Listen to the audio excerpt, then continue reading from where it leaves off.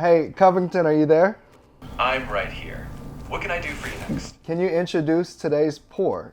With pleasure. In our glass today is Buffalo Trace Kentucky Straight Bourbon. 90 proof, rich with notes of caramel and a hint of spice. A classic pour for a sharp conversation. All right, thank you. All right, well, I am incredibly excited because we have a special guest here today who wears multiple hats. Yeah. I've done some research on you. Make sure I get this right. Okay. The founder of ABS Communications. Correct. Yeah, co-founder. I want to be fair to my business partner. Co-founder of ABS Communications, owner of multiple franchisee, how do you say it? Franchise. Multiple franchises of the Better Blend smoothies. Yeah. Owner of the Fort NKY, which is also the home of AI on the Rocks. Yep. And national park enthusiast. Very much so, yeah. Underground basketball champion. No champion, but underground basketball enthusiast. Yeah, there I you went, striving for a championship. Cheers. Yeah, absolutely. But Britt Grubbs joins us. Thank you so much for being here. Really appreciate you having me. Now, excited.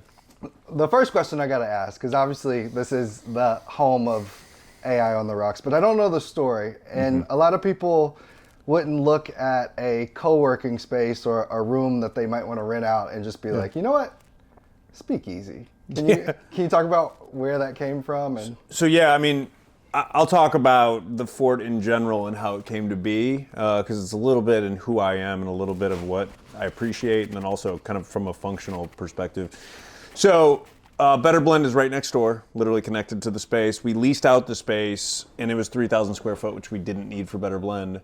So I was like, what do I want to do with the extra space? Storage, bigger Better Blend doesn't really make sense.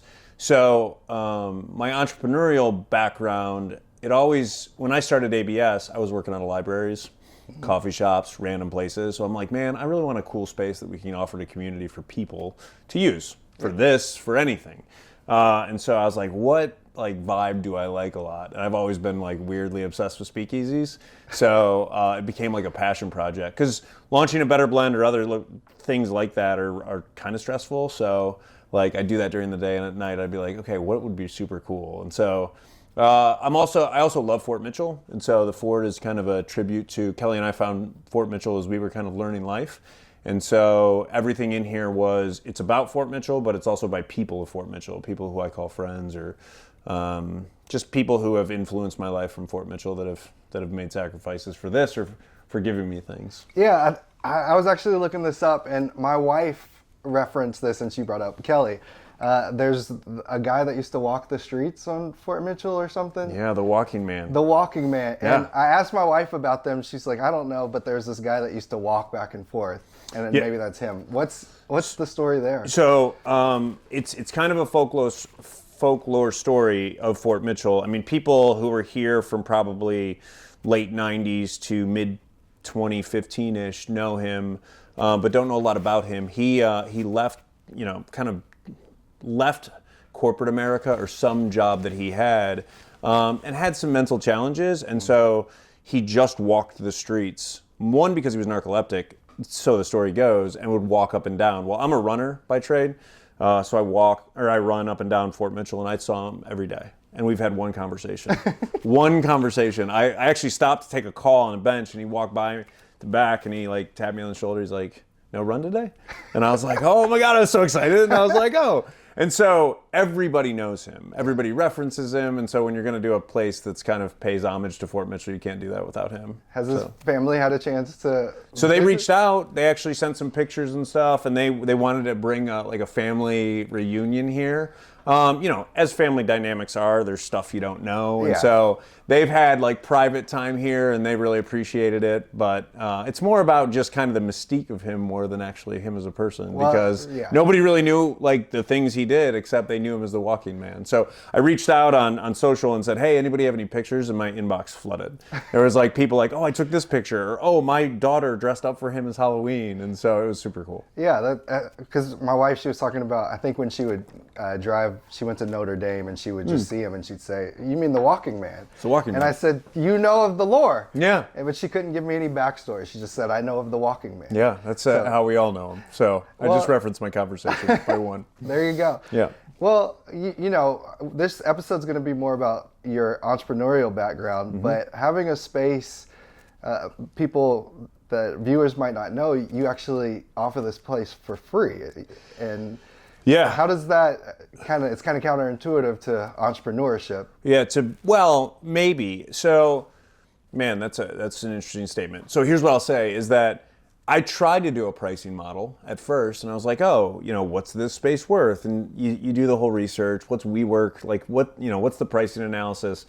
And then I got somebody in, and they were okay with like a weekly visit based on the first pricing model I did. And then somebody called me and said, hey, Britt, I'm working on a project, and I just need private space. Like, it's like I'm starting this, and I don't really have a lot of money. And then it kind of clicked to me. I was like, what are we doing? It's we can build and foster community, and that's probably more valuable than maybe the actual capital or the revenue of what a traditional space would be. And so I offer it on donation. So if people, if corporations sometimes use offsites here, and sometimes they'll pay me because they know the value of that, and their corporations are plenty affluent to do that. Other people want to start up, want to do something new, and I'm like, I don't want to price people out of my space. And I think community, network, people, because I'm a big fan of, and this will be interesting, and I don't know if this is in conflict of what we're going to talk about, but I think people, above all else, kind of grow business. And so the more connections you can make, and the more people who you can bring into your universe, the probably better off you'll be entrepreneurial. So this is kind of paid. Hey, I can help people out, I can bring in community, and I can expand my universe. Well, I think one thing I noticed is that the address to this place is very difficult to find. Is that part of the speakeasy? Well, so yeah, and then so I did a bunch of, if you really did research, you'd find that on social content, like it picked up, it ramped up for like 2 months, and then I just stopped. Because I also kind of love it that it's become like this underground, people know about it. And so there's nothing better than showing it to people for the first place. I don't know, had you seen it before? I know we talked about doing it. You walk in and you're like, oh, this is awesome, right? And so part of that I wanted to keep. So I'm not blasting it everywhere. I'm being somewhat strategic and letting it ramp over time. And then there's no easy way to kind of explain it to people unless you over-explain it. So I'm like, I'll just let it be. Because there's people wandering around in our lobby at Better Blend all the time, and they're like, the fort? I'm like, yep, let me show you the way. It's kind of fun. Yeah, I just love that. And obviously trying to host a podcast here and then seeing people's reactions when you say, yeah, just go through the bathroom and you'll find a door. Hit the numeric code. Yeah, and then you walk into the space and it's just absolutely beautiful. There's just, like you said, you're paying homage to the area. I picked Buffalo Trace Distillery specifically because you have sort of a family of, E.H. Taylor and all these bourbon themes that are going on. Do you find that an area like this helps creativity when, looking to discuss business or ideas or conversation? Yeah, so for me, I'll just answer it this way. For me specifically, and I can't probably speak to how other people have used a space. I've done follow-up of, hey, did we accommodate, but nothing about like, hey, do you think it fostered creativity? What I will say for me is I don't know where you go to learn or where you go to like, hey, I need to strategically think about X or Y or what I'm doing or life. But to me, it's places that I feel comfortable, but also feel like, oh, this is a neat space. That's what I look for. And so that's for me, that's what this is. So beyond what I'm offering it to for people, for me, we do a lot of our meeting, my wife, like my business partner, other people that are involved in my stuff, we meet here. And I think it fosters more of like a creative, just comfortable. Because that's the one thing is you kind of want it to be like a living room. That was the goal. Yeah. Because I think in my world, living rooms, you do the most or the best thinking. So yeah. Well, with the speakeasy theme, just to put a pin in it, does that mean that you're a huge bourbon fan? I am a bourbon fan. You know, when people ask that question, I would answer it one of two ways. Do I love? I like bourbon a lot. The taste of bourbon. I think my wife and I got a little obsessed with just the hunt for bourbon. Yeah. Right? Like that's a thing. I don't know how much people. I get it. Yeah. Well, everybody's like, I love bourbon, and I really want to like bifurcate. Like, do you love just finding rare bourbons and like stockpiling them, or do you love the taste of bourbon? Like I like ryes. I really like the taste of bourbon. I'm not, an everyday avid. Oh, hey, I definitely put this over that. Love the chase of it. Think bourbon's a good drink, and I think it's kind of a cool drink, right? I mean, it's fun. I like the fat of it too. It's kind of fun because it touches older, younger demographics. That's across the board. Well, and it's tied to Kentucky too, and someone that loves being from Kentucky, the state that I'm from, and growing up in Lexington, and my dad still lives about 15, 20 minutes from Buffalo Trace Distillery. Oh, that's awesome. So when I work from Lexington, we treat it like a field trip, and I'll say, hey, do you want to go take a field trip to Buffalo Trace? And my dad, who doesn't drink at all, him and I will go, and now I've got this memory with my dad of going and bourbon hunting. Yeah. When it's actually my wife that is the bourbon drinker. But I appreciate you admitting that here. She's the inspiration behind all of that. Oh, awesome. That's great. Well, so let's transition a little bit because you've got a co-working space that's incredibly unique. You have a tech company, and you have a food company. Yeah. That's a lot of hats. So Yeah. So I would say that you are a true entrepreneur. Did you find entrepreneur? Did you grow up wanting to be an entrepreneur? Where did that come from? It's hard because when people say, "Hey, I want to be an entrepreneur," especially these days, people are like, "Oh, that guy's going to live in his parents' basement." So it's almost got a weird connotation because what is it? But what I would say is, I grew up being incredibly curious, and I come from really humble beginnings, and so I always wanted to kind of find better, and so I just didn't know where I would find it. So when I was growing up, my first company that I ever started was called Matrix Communications. It was a wholesale accessory company for wireless phones, and how I found that was I was working at a female clothing store. We don't need to dive into it. Yeah, great. And so they had the kiosk outside of the mall, and I'm like, how do you guys stay in business? Like, I don't see anybody selling anything. He's like, oh, from this catalog, we buy stuff 25, 50 cents and sell it for 25, 30 bucks, and we're just moving accessories. By the way, cell phones are becoming a thing. Everyone's going to have them. And I was like, okay. And he was like, you can have the catalog. And I literally, like, every dollar that I had, bought a ton of accessories, put them in like a storage locker, and then went to convenience stores selling accessories for like a spinny rack. And so that's what I did throughout my first couple years in college. And I realized, one, it was fun learning a ton. Like, oh, I got to pay taxes, like all the things, right? I mean, I could go down the list, but then kind of bridging that forward is I always knew that I just kind of wanted to find opportunity, and it also like find challenges of stuff that I was curious about that I wanted to kind of understand better. And I'll bridge that into AI because that's why I'm super interested in it. But I went then spent 12 years in corporate America. And I will say that being an entrepreneur on the front end and then coming back to being an entrepreneur on the back end, the corporate America gave me structure, gave me acumen, gave me some stuff that I was a part of that really kind of molded me to do both. I was lucky enough to take 13 years to graduate college. When I say that, people are like, what? But that means when I was actually doing the things, I was learning the things at the same time, all simultaneously, and I can't tell you how important that was, because most juniors in college are taking accounting and they're not going to touch accounting for a long time, or they're just going to be like, I just got to get past it. Sure. So anyway, entrepreneurial stuff was kind of embedded in. I wanted to make more of myself, and I wanted to bet on myself, and so that's where it's turned over.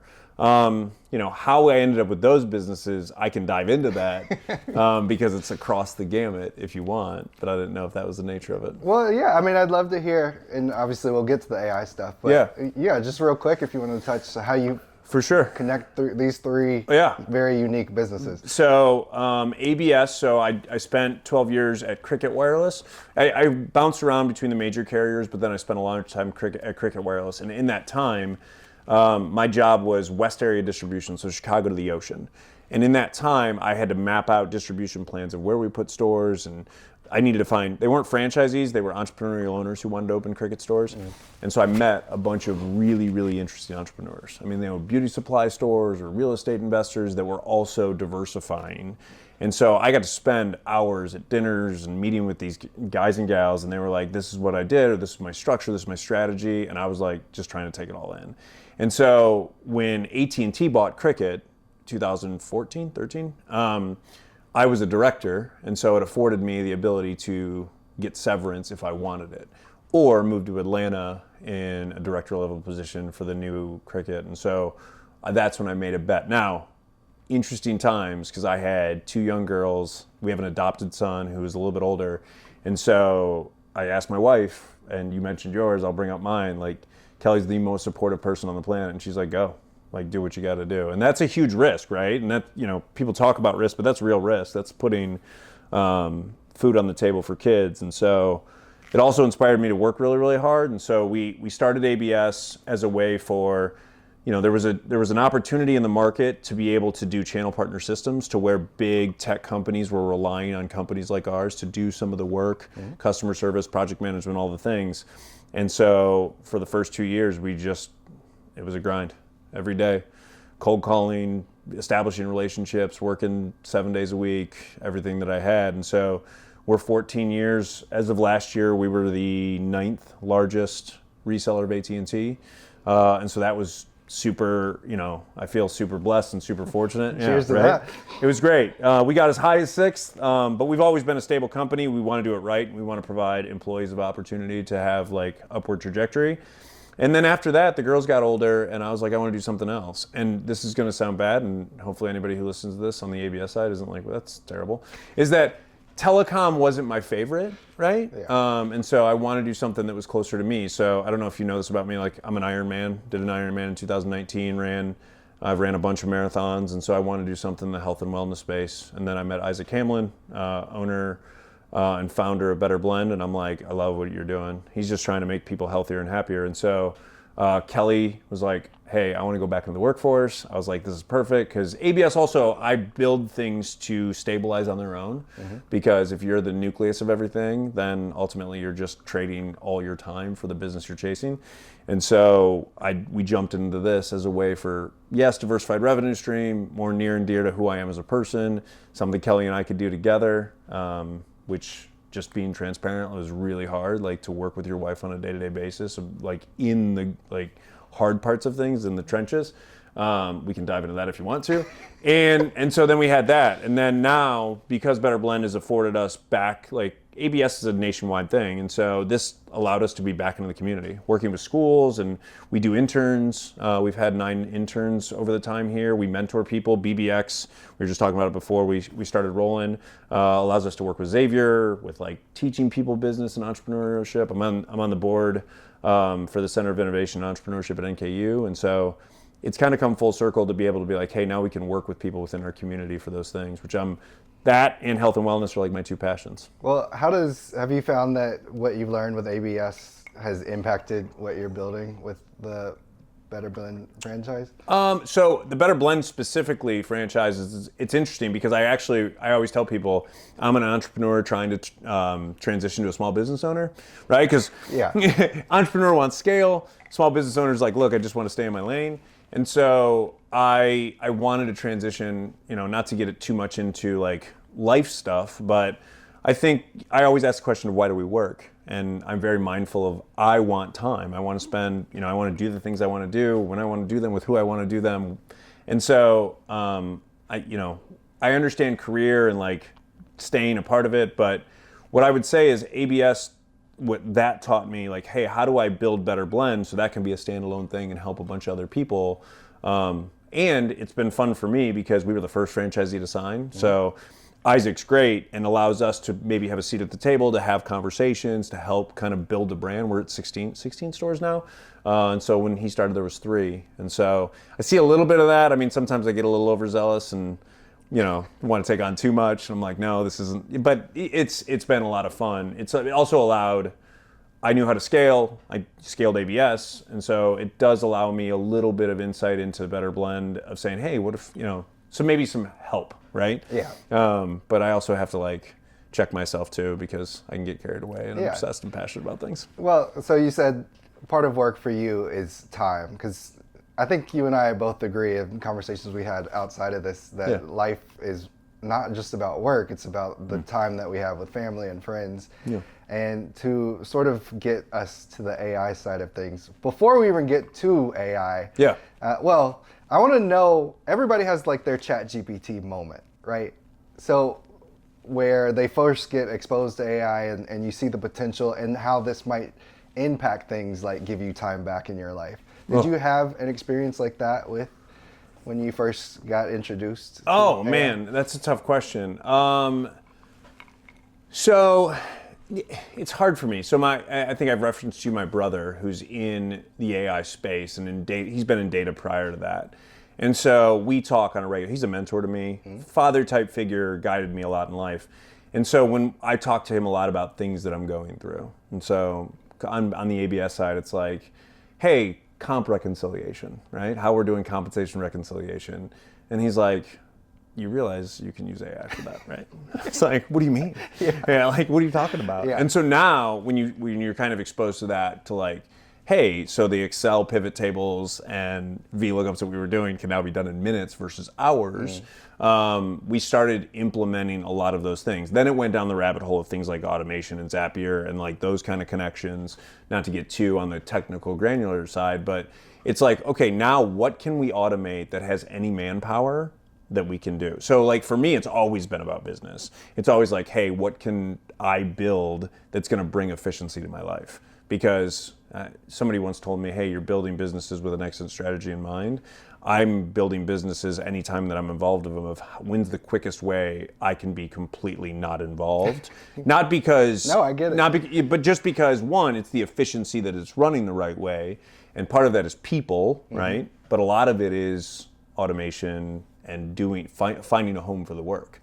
And so to me, that's why when I think about AI, this is the opportunity to be able to do all of those things. So like outbound prospecting, bots being able to find information, bring it in, and then email generation for whatever your kind of source email you're doing.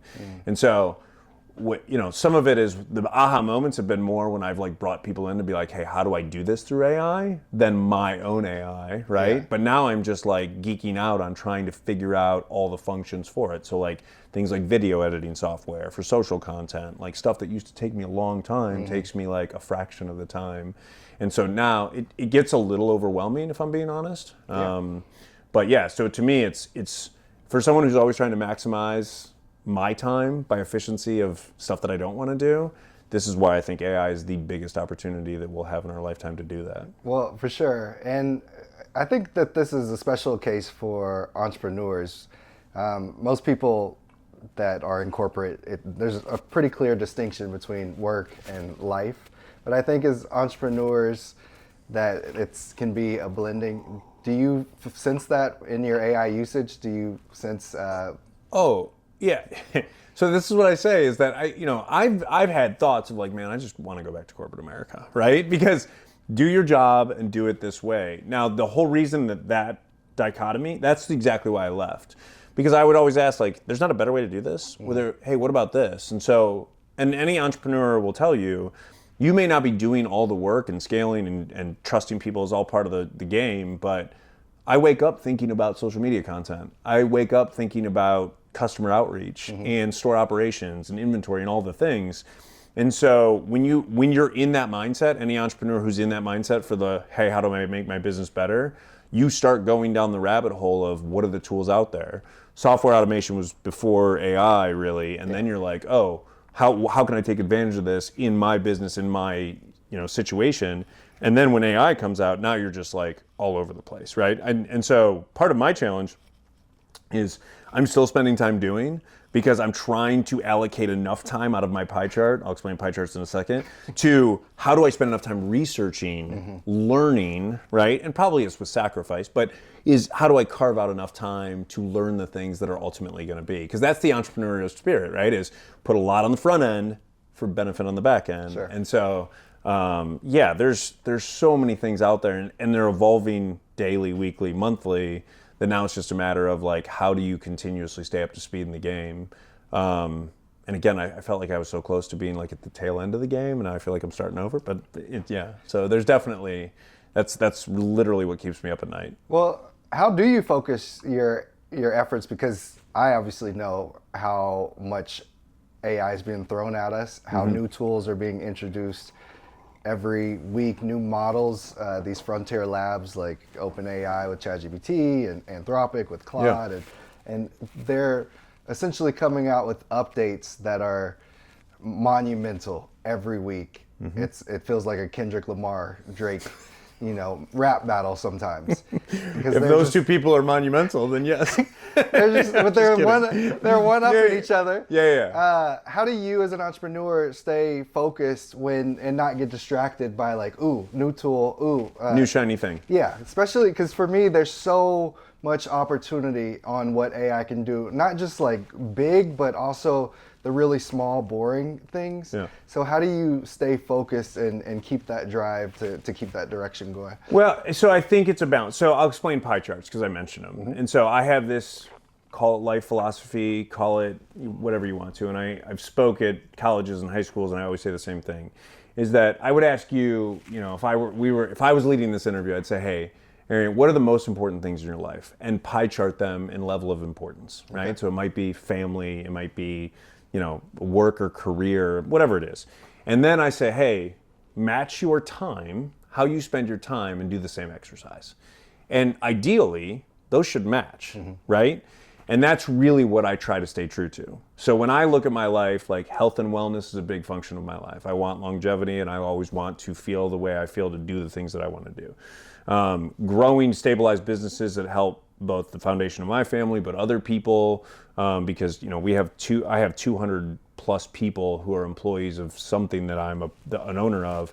And so how do I always see those as people, ABS, Better Blend, they're people. And so how do I take the best care of them is like a part of my pie chart. Then my girls, right? Because, I have a freshman at University of Tennessee, I have a sophomore in high school, I have my wife, Riley, who's still part of our lives. Like they demand a piece of that pie chart, and I overlap my time. And so the hard part for me is that I can very easily, that slice of the pie chart that's R&D, that's to make those things better, can grow, right? It slowly starts to come in. And so where I'm at in my life, to be perfectly candid, is like I have to scale it back and just say, hey, I know what's important to me, and so I have to be true to that. Unless I have to make 3 months saying, hey, if I research this, then one piece of the pie chart that I want to get bigger gets bigger. And so that's what I try to do. Now, I think part of I keep on going back to shiny object. The shiny parts of AI, the maximum efficiencies, if you learn it, is always, when we were talking about what my level of AI is that I feel like I'm a complete, absolute amateur, because when you start looking and diving into, or however you're researching, you're like, oh, this is so robust. Like, large language models are crazy and the backbone of so much stuff, that what it can do, that I feel like I'm scratching the surface, right? Yeah, and I think it's interesting to hear you say that, because so many people, I think they underestimate the potential of AI, or they judge it on the mistakes or errors that it makes, instead of, oh, it's solved math, or oh, it's solved science. Yeah. But we tend to focus on, I guess, confirmation bias. If you have an idea that it's not going to do well, and then obviously it doesn't perform to your standard. You've mentioned people several times, and I want to dive into this a little bit, because one of the impacts that AI is having, obviously, is on people. And I saw, I think it was a Squarespace or I can't remember who it was, but this company just got rid of 4,000 employees, and they say that it's because of these thinking systems are a part of that, and the construct of work is changing. As someone that's in charge of so many employees, when you have AI that's out there that can honestly do information work like the work that I do, there's real opportunity to come in and have this system, this smart, intelligent thing that's not going to complain about not getting time off, that's going to literally work 24/7. Yeah. How do you maintain humanity in all of that? Yeah, it's a really good question because I think you can hear people screaming on one side of it, or even on both sides, right? Because you could take it from a shareholder value and say, yeah, I'm screaming to use that because it's gonna, up and to the right. I think on the other side, the humanity side of it, it's like, oh, hey, unemployment's gonna go through the roof and it's gonna be a catastrophe. I would argue that things like this happen, maybe not to this level, I think because you and I see or agree on the opportunity, but the market landscape changes all the time. And if you're not paying attention, people fall behind. And so, when softwares were rolling out, because we did switch to like a software-based system and cloud-based infrastructure over the last 15 years, you had to be with those times because if you're not using a CRM, you're way behind. Sure. And so I think it's the same thing. Now, career paths have to change. This is one of the things I was on a podcast with Beechwood talking about this in education. AI needs to be a part of it because it's going to be utilized. It's an efficiency tool. Whatever side of the coin, if you're saying it's not, again, regardless of hallucinations or percentages you want to put on them, if done right, it's a maximum efficiency tool. And so where I look at it is, we have an employee at Better Blend. This is crazy. She's very artistic, and she's like, hey, I wanted to go into art and graphic design. She then completely changed that, switched high schools to go to a high school with trade work because she wants to be a welder. And she's like, I know that form of art is much more practical in New World Order because of AI. That's just being smart, right? And so these types of conversations of awareness of like, hey, the landscape's changing. So if you want to do, I have one of my best friends in life that does graphic design.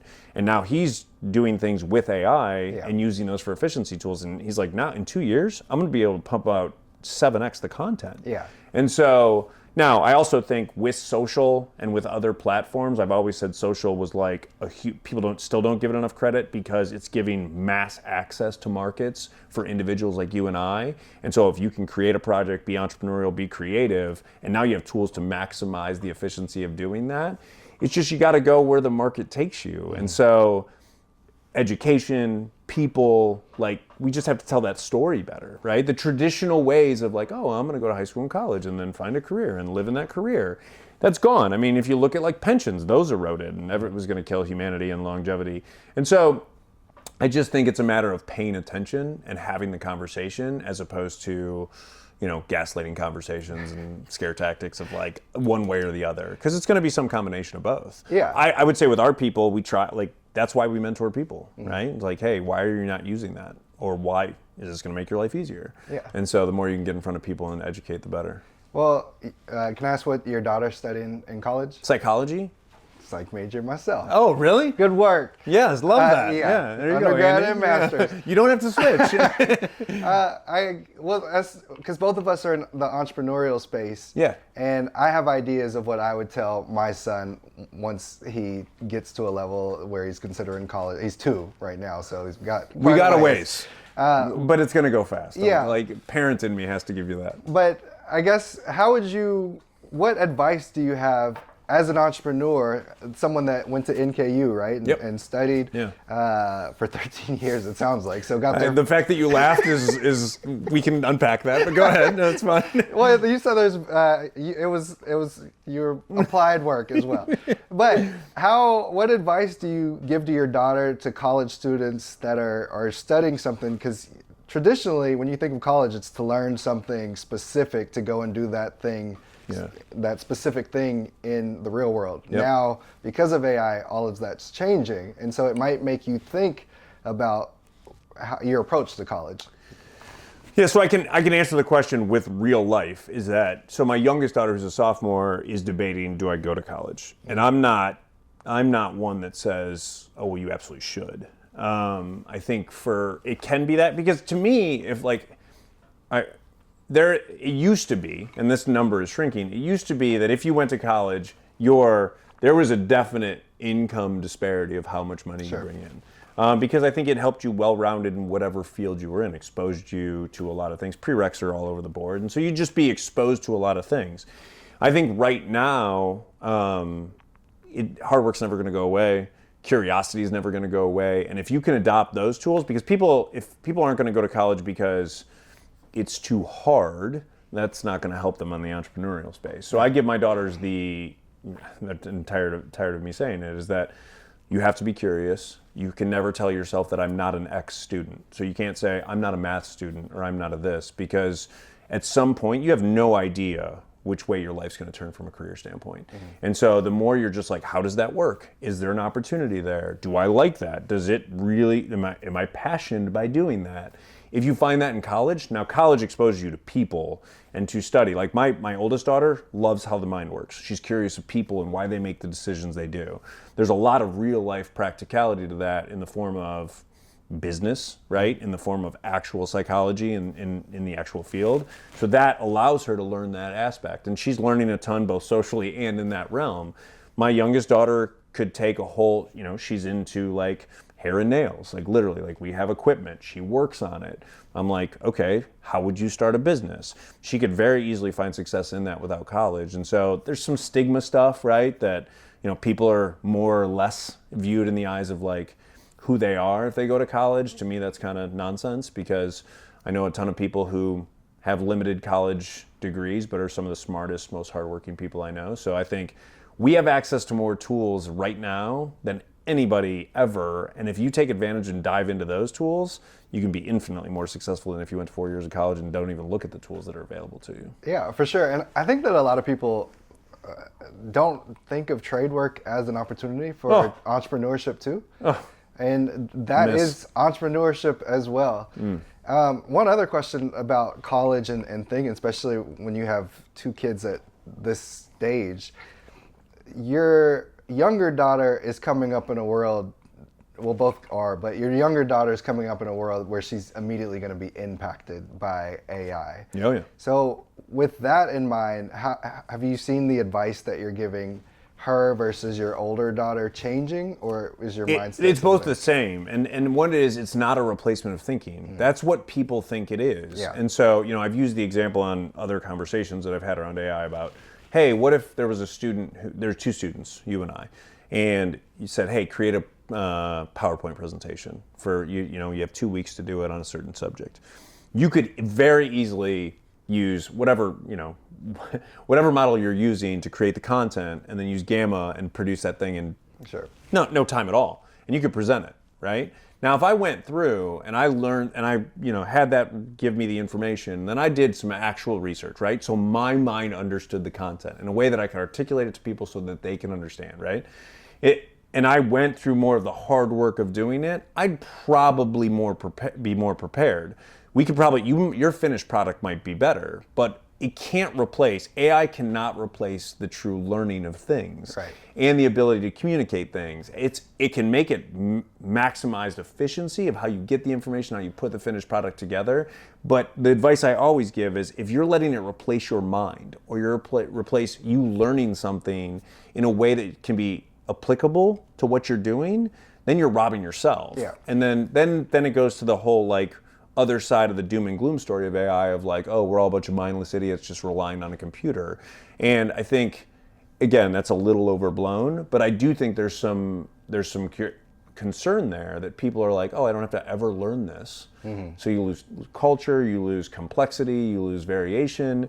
And so it's just an efficient way to find the information to be more educated. Yeah, a lot of people don't value that like you said, they think of it as this replacement of thinking and doing stuff. And I have my own example where I was working with this attorney, and he said it takes him about 95 to 110 hours to do a task. He was building these HR handbooks.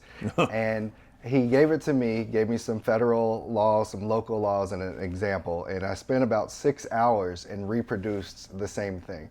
Now, that's like a 16, multiple of multiple yeah, so inefficiency. I got a huge efficiency gain, efficiency gain. And so a lot of people would look at that and say, oh, because of AI, you don't need attorneys anymore. But what I think about is, if this attorney who has the domain knowledge and how all of this stuff works and knows law and the federal laws and knows what he's looking for, if he were to do the same techniques that I was doing, like how much more efficient would he be? Could it get down to an hour, 30 minutes, etc.? Where would we get to that? Well, the other thing that I would just say to that is that if you take those tasks, and so you have people doing that said task. And now you have AI helping with that. You still have oversight to ensure that it's accurate, right? So you're limiting the people. The question is what to do with the people that you're saving. It's not a matter of people are being replaced and we should throw them to the wayside. It's like, okay, what's the goal of the law practice? Like, what are you trying to do? How are you trying to impact humans? Because now you're saving on that. Maybe there's more. Now, if you see everything in profit and loss, right? That's where it gets sticky. Because if you're like, hey, now I can just maximize efficiency and now our profitability is to the moon. To me, it's like, hey, because people always ask me in conversation of like, hey, what's the point of business? Or I ask them, what's the point of business? And I get the answer all the time at high school, college levels, make money. I don't agree, right? Because I use the example of hospitals. If you walked into a hospital and they told you, hey, our goal here is to make money, you'd be like, the hell it is, right? It's probably to help me. Yeah. Now, a byproduct of that is to make money. And so the reason why I say that is that if we're all concentrated on missions and we can use AI to properly take away the tasks that take away ourselves from said mission or free up people's time to do more of the mission you're out to do. Like if I clear up operational efficiency at Better Blend, albeit it's not my company, if that can happen, then I can go out and talk to people about healthy eating. I can talk to people and be more present, right? I can be on the floor with my people, training them on customer service and appreciation of employee. You know what I mean? Yeah. Like it changes the paradigm as opposed to like, oh, I can get rid of and then fire half the people. That's not the point, right? It's Right. to grow the business. And so I just don't think people have looked at it in the same lens that maybe you and I are of like, oh no, I see this as we can take away all the work that takes us from doing the mission, and that mission is based on the company that you're talking about. Yeah. Well, just to wrap up, I want to talk about time. This of what AI I think has the opportunity to give us all is time, and let's look a really far ways ahead in terms of AI. Let's look a year ahead. Which is forever. Yeah, Right? got it. Where AI, I think there's going to be a clear group of people that embrace it, that learn it, that have studied, and entrepreneur, an argument could be made, is like one of the most versatile things that you can be in a world of AI where jobs are cut out.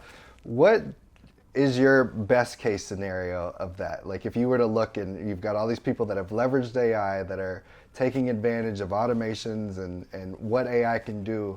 And in a sense, if you're using AI to, automate tasks and do all the boring stuff, what is your ideal world? In my world or the larger macro scale? Let's do both? Yeah, let's do both. Okay. So Start with your world. Okay, so in my world, it's exactly what I kind of led into last time, is that I think if we can use as much AI automation for the things that, whether it's email prospecting or trying to forge at least initial relationships, all the things, or, we're using, and again, depending on how widespread this is, we're using AI voice agents for prospecting currently, Sure. right? So we're prospecting for initial consultative selling in the telecom side at ABS, and so now we can make 40,000 consecutive calls to every prospect we have through lists we generate, right? Also AI generated, so we can reach those people, and then that funnels into our people. Well, if you look at that, our salespeople then can sell. Now, all of our people are on commission structure that they can sell as little or as much they want, uncapped commissions, and so they can get to a number that can sustain their life, and they can live their life more efficiently. Yeah. And so when I think about business, is that if I have now, Better Blend is a lot of people aren't, hey, this is going to be my career for life at Better Blend, right? I know that, and so for me, it's how can I make my people as happy and content with life as they possibly can. And so if I can get AI to do that across the companies that I run, and those people can, if I look at this as, no, we need to go up and right and make bazillions of dollars, right? That's a technical term. Then that's one way of looking at it. If I can say, hey, I've impacted 50 to 100 people who can use the tools to strengthen their time that they have to work to make amount of money to live their absolute best life with their families and the things that they want to do, that's the ultimate win as an entrepreneur. Again, that's as me. I think is that if I look at it, the people who adopt and really lean into AI, I think what you're going to find is you're going to find a ton more entrepreneurs. And so there is nothing more satisfying. I don't know if you would echo this sentiment, but there is nothing more than pushing through hard and finding success on the back end. because it's a lot of sleepless nights, it's a lot of doubting yourself, it's a lot of those things. And the more people that can go through that entrepreneurial experience and end up like, holy shit, I can do this. Yeah. And oh my God, I have time, or oh my God, I've reached a level of success or knowledge base that I didn't think I could hit. I think if done right, you're going to see a lot of those people in all sorts of creative spaces, because we can't even fathom the things. And again, we love Apple, we love like the big stories. I like the small stories. I like the people who are hitting doubles and then have completely changed their life and how they're able to do it. And so I can't wait for that on a macro scale, for that ability for people to find themselves through entrepreneurial activity because they can use AI and other things for efficiency. Would be the best case scenario. I love that, and I hope that more leaders take on that mindset. I think that we need to have this shift from hours in a day. Like we hit our 8 hours of a day, of work, versus have we accomplished the tasks that we need to so that we can get back to enjoy our family. I heard this, and this is probably going to be checked if anyone listens to this, and they might call me out as bullshit, but this was based on assembly line hours. Like the 40-hour work week was based on assembly line hours. Really? Like how long it took to maximize the assembly line to meet demand. And then like we adopted it and said, oh, it's 40 hours. To me, that's arbitrary. Yeah. To me, it's like, hey, we have jobs to do things based on goals that are set. Life's about expectations. And so, yeah, if you can do that in 2 hours and then spend time with your family, I probably would guess that that's what you want to do. And so I'm the same way. If I can get done what I want to get done in an hour, and I've always struggled with that, if I'm being honest, because I thought I was weird. Because everyone's chasing career, right? Yeah. And like prominence and like, hey, I want my I don't want to do that. Like I want to walk around in national parks. I want to, explore the world. I want to I once told somebody, I will know that I've made it when I can sit like by a river and read a book that I want to read and not feel pressure that I'm not doing something that I'm supposed to be doing on a Wednesday, right? At like 2. Yeah. I mean, we're not there yet, but that's the goal, is that I want to enjoy life. And I don't think if I said, hey, you're never going to get paid for work again, if you'd be like, I'm still doing it. Maybe you would. I don't know. I don't know you that well, but like I wouldn't. I'm just being honest. Yeah. Yeah. So. I've shifted entrepreneurship in my head from wealth of collecting money to community. Yeah. How many friends and family member can I build spaces like the Fort to bring people together to meet and hold community together, and that's value to me. That's great. Yeah. So I just want to thank you again for the space, the opportunity to meet with you, and to have this conversation about AI and entrepreneurship. Absolutely. So cheers to you. Cheers. Thank you again. Yeah. And I want to do a call to action. If you're interested in, which camera am I looking at? This one? If you're interested in finding a co-working space that's really dope, I encourage you to visit the Fort NKY.com. Yep. If you're interested in sponsoring the show, reach out to aiotr@nky.ai. And if you're interested in being a guest, reach out to the same place as well. Thank you again. Awesome. I know this has been fun, right? I actually want to continue this conversation because I felt like we need to go also into we know each other, but we don't really know each other, so we go to that. But I literally like A, using the space, B, what you're doing just in your career, and inviting me on. Thank you to all of those things. I appreciate you. Thank you, sir. Yeah, very good.